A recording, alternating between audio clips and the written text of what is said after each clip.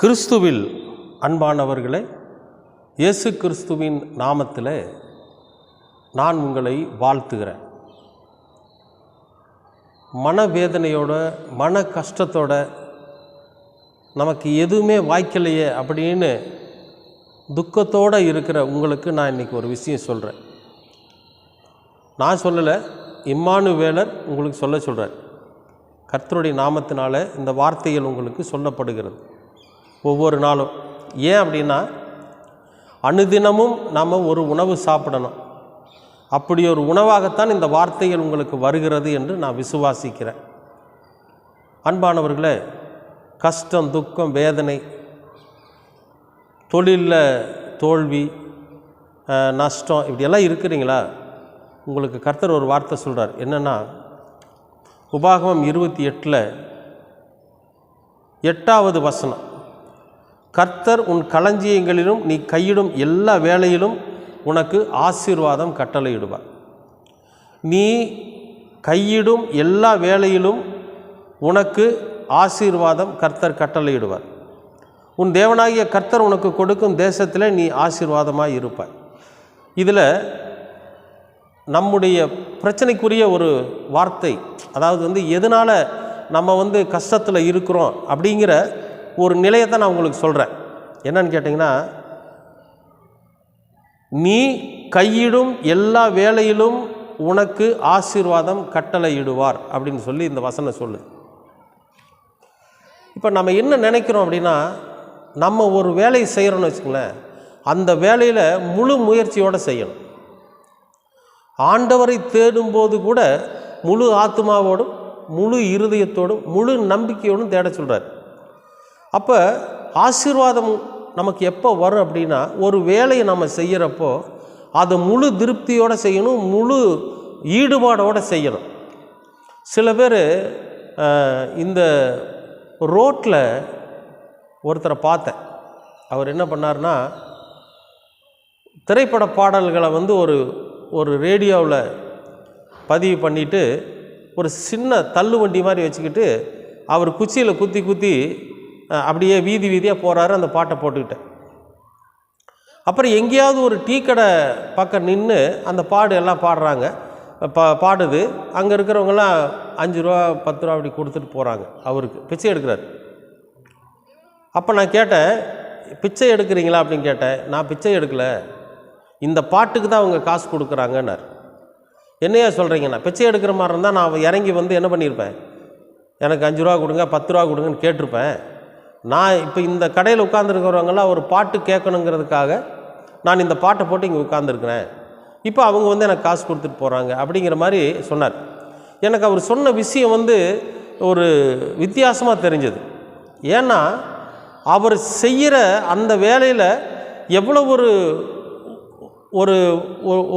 ஒரு மேன்மையை அவர் சொல்கிறார் பாருங்க. நான் பிச்சை எடுக்கலை, அவர்களை சந்தோஷப்படுத்துகிறேங்கிறார். அதுபோல் நாம் செய்கிற வேலை எதுவாக இருந்தாலும் சரி, நாம் என்ன வேலை செய்கிறதா இருந்தாலும் சரி, அந்த வேலையை முழு ஈடுபாடோடு நம்ம செய்கிறப்போ கடவுளுடைய ஆசீர்வாதம் நிறைவாக இருக்கும்.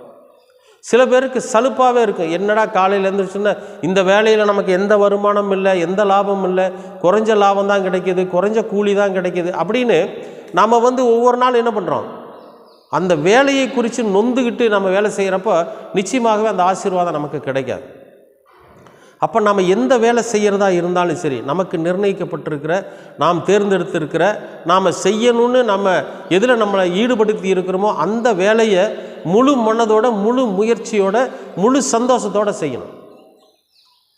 சாதாரணமாக நீங்கள் நினச்சி பாருங்கள், இந்த தள்ளுவண்டி தள்ளிட்டு போகிறவங்கெல்லாம் பார்த்தீங்கன்னா விடியற்காலம் 4 மணிக்கு எந்திரிச்சு என்ன பண்ணுவாங்கன்னு கேட்டிங்கன்னா, போய் அந்த தள்ளு வண்டியை தள்ளிட்டு போய் மார்க்கெட்டில் போய் ஜாமானை காய்கறிகள்லாம் குறைஞ்ச விலைக்கு வாங்கிட்டு வீதிகளுக்குள்ளே போய் தள்ளிகிட்டே போய் அது கொஞ்சம் ஒரு 10 ரூபா 20 ரூபா லாபம் வச்சு அதிக விலைக்கு விற்று அதில் வரக்கூடிய லாபத்தை வச்சு செய்கிறாங்க.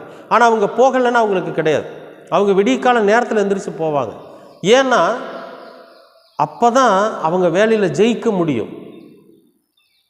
அவர்களையும் போஷிக்கிறார் கர்த்தர். அன்பானவர்களே, அப்போ நாம் எந்த வேலை செய்கிறதாக இருந்தாலும் சரி, அந்த வேலையை முழு மனதோடு முழு ஈடுபாடோடு நாம் செய்கிறப்ப நிச்சயமாகவே கர்த்தர் அதை ஆசீர்வதித்து பெருக பண்ணுவார்.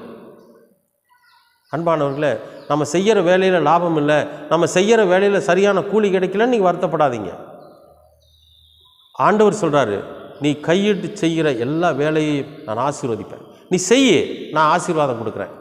நீ செய்ய, நான் பெருக பண்ணுகிறேன். நீ செய்ய, நான் உனக்கு பலனை கொடுக்குறேங்கிற. எதுவுமே செய்யாமல் வீட்டில் உட்கார்ந்துருக்கிறவனை எப்படி கர்த்தர் ஆசீர்வதிப்பார் சொல்லுங்கள்? அன்பானவர்களே, ஒருவேளை நீங்கள் செய்கிற வேலையில் நீங்கள் ஒரு விருப்பம் இல்லாமல் இருக்கிறீங்கன்னா இன்றைக்கி மாற்றிக்கிங்க. அந்த வேலையை முழு மனசோடு செய்யுங்க. எந்த வேலையாக இருந்தாலும் சரி. திருடக்கூடாது, பொய் பேசக்கூடாது, ஏமாற்றக்கூடாது, பிச்சை எடுக்கக்கூடாது. இது தவிர மீட்டு எந்த வேலையாக இருந்தாலும் சரி, அந்த வேலையை முழு மனதோடு செய்யுங்க. கர்த்தருடைய ஆசீர்வாதம் அதில் நிறைவாக இருக்கும். செஞ்சு பாருங்கள். ஒரு புதிய விதமான ஆசீர்வாதத்தை பெற்று புதிய விதமான வருமானத்தை நீங்கள் பார்க்க முடியும். கண்டிப்பாகவே எல்லா நஷ்டங்களும், எல்லா கஷ்டங்களும், எல்லா பிரச்சனைகளும் ஓடும். முழு மனதோடு செய்யுங்க. கர்த்தர் உங்களை ஆசீர்வதிப்பார். அன்பின் பரலோக பிதாவே, அருமையான நல்ல இந்த அனுதின உணவின் வார்த்தைக்காக நன்றி.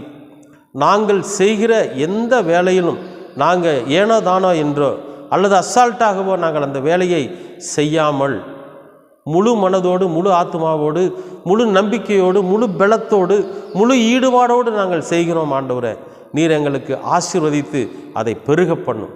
நாங்கள் கையிட்டு செய்கிற வேலையில் நீர் எங்களுக்கு ஆசீர்வாதத்தை தருவேன் என்று சொன்னீர். அப்படி செய்கிற போது எங்கள் வீட்டு களஞ்சியங்கள் எல்லாம் நிரம்பி இருக்கும் என்பதையும் நாங்கள் உணர்கிறோம். என் கர்த்தர் எல்லாவற்றையும் ஆசீர்வதித்து எங்களுக்கு நிறைவாக்கி தர வேண்டுமாய் செபிக்கிறோம்.